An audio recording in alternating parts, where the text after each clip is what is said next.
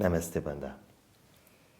Lorsque l'on fait des choix de vie différents et lorsqu'on s'engage dans une démarche spirituelle, on s'entend régulièrement dire mais comment tu fais pour supporter cela? Comment tu fais pour vivre telle situation? Et donc, comme si ce qu'on vivait était forcément une privation, une, une, voire des fois voire une souffrance, même si ce n'est pas le cas. Comment tu fais pour supporter un enseignant spirituel comme Amédée? Ça, c'est une bonne question. Comment tu fais?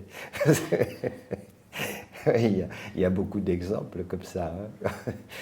En fait, c'est vrai que c'est très intéressant parce que dans cette question, il y a beaucoup de choses. Déjà, quand on dit comment tu fais pour supporter ça, supporter cela, ce qui est effectivement quelque chose qu'on entend souvent, on a déjà dressé un tableau. C'est-à-dire, c'est insupportable ce que tu vis.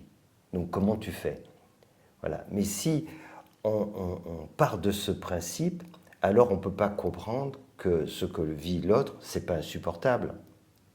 Et que l'autre, en plus, il peut peut-être se poser aussi la question de se dire, mais toi, comment tu fais pour vivre ça? Comment tu fais? Voilà. Par exemple, certaines personnes ont fait le choix de ne pas, par exemple, se marier et le vivent très bien. Et d'autres se dire, mais comment tu fais pour supporter ça? Et je trouve étonnant que les personnes qui posent ce genre de questions sont celles qui n'ont pas une vie maritale très réjouissante. C'est souvent le cas.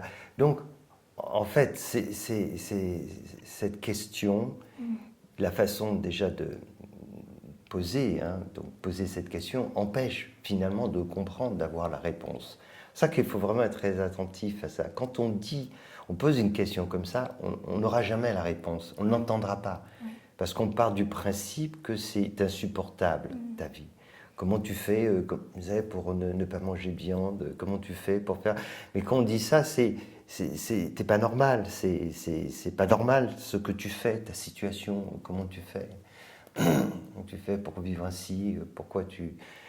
Et on retrouve souvent cela. Quand des gens, comme tu disais, ont une démarche un peu différente, non conventionnelle, souvent ils sont confrontés à des réactions ainsi. Et donc c'est difficile à vivre parce qu'ils ne savent pas quoi répondre.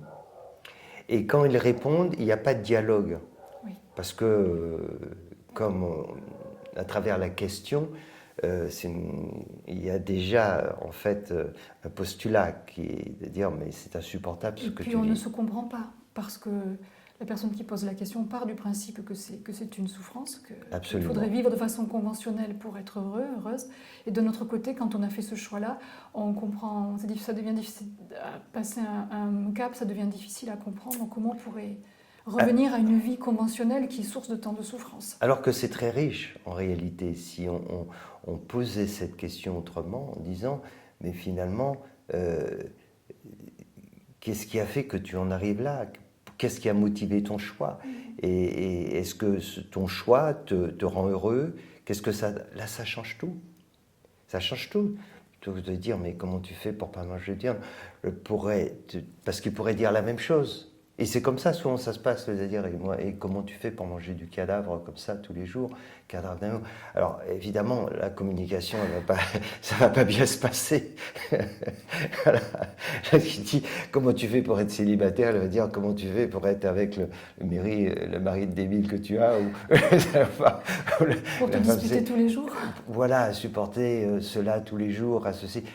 Il n'y a pas de communication, en fait. Alors que c'est intéressant, si quelqu'un qui vit vraiment de façon très différente, on tâche de savoir, mais finalement, c'est quoi ton choix? Comment tu arrives à le faire? Parce que justement, la personne qui pose cette question ne s'imagine pas pouvoir le faire. Donc si quelqu'un d'autre le fait, pourquoi? Qu'est-ce qu'il y a? Est-ce qu'elle a compris quelque chose que je n'ai pas compris? Est-ce qu'elle a... C'est ça qui est intéressant. Faut-il encore avoir cette curiosité et ne pas partir du préjugé que ce que l'autre vit, c'est pénible, c'est n'importe quoi, c'est etc. Et ça limite beaucoup, je dirais, notre compréhension et tous ces échanges qu'il pourrait y avoir. Car c'est de là, enfin, c'est souvent dans ce contexte qu'on apprend beaucoup face à des gens qui n'ont pas la même vie que nous, qui n'ont pas la même vie que vous et qui, si on sait les regarder, ils n'ont pas l'air d'être dans la souffrance. Oui. Ça traduit aussi un sentiment général et un manque de connaissance sur les raisons profondes de cet engagement spirituel et de ce que ça amène. Quand on s'engage dans une voie spirituelle, c'est pas pour souffrir.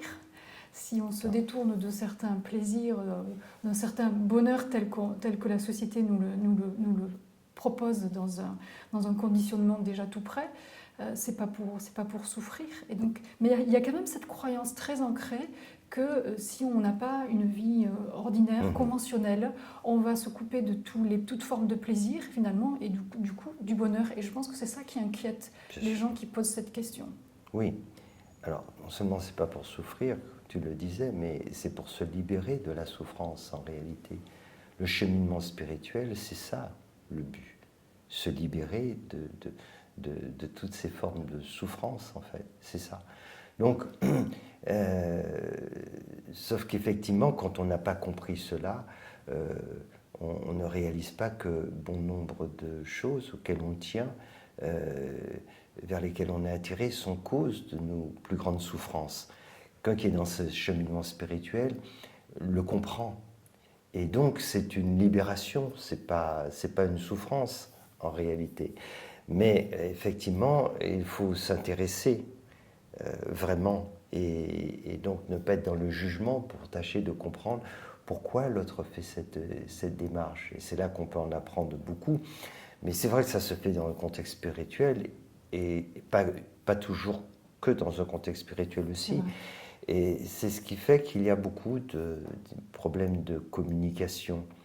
Et c'est vraiment bien dommage parce que c'est quand ces différences sont aussi importantes que l'on peut apprendre de l'autre et donc réaliser des choses qu'on ne savait pas avant, comprendre et pourquoi pas aussi faire certaines expériences. Et là, on peut découvrir que c'est tout le contraire de ce que l'on imaginait. Mais c'est vrai que souvent, les personnes qui disent cela, eux-mêmes sont dans des vies que l'autre peut se demander, parce que moi aussi, on m'a déjà posé la question, et bon, moi, je n'ai pas dit, mais des fois, je me demande, mais comment aussi, voilà, l'autre peut supporter cette vie. Donner des exemples, par exemple, très, très concrets dans l'activité professionnelle. Tu le sais, depuis très longtemps, je travaille beaucoup. J'ai fait un choix de travailler de façon indépendante, avant même ce cheminement spirituel. Et donc, je travaille beaucoup. Et j'ai fait différentes activités qui m'ont toujours beaucoup apporté, mais où j'étais mon propre patron. Ensuite, j'ai créé des activités où j'employais quelques personnes, mais c'était mon choix. Et des fois, des gens me disaient, mais comment tu fais pour supporter ça, c'est-à-dire toujours dans l'activité, dans le travail, ou ceci, etc.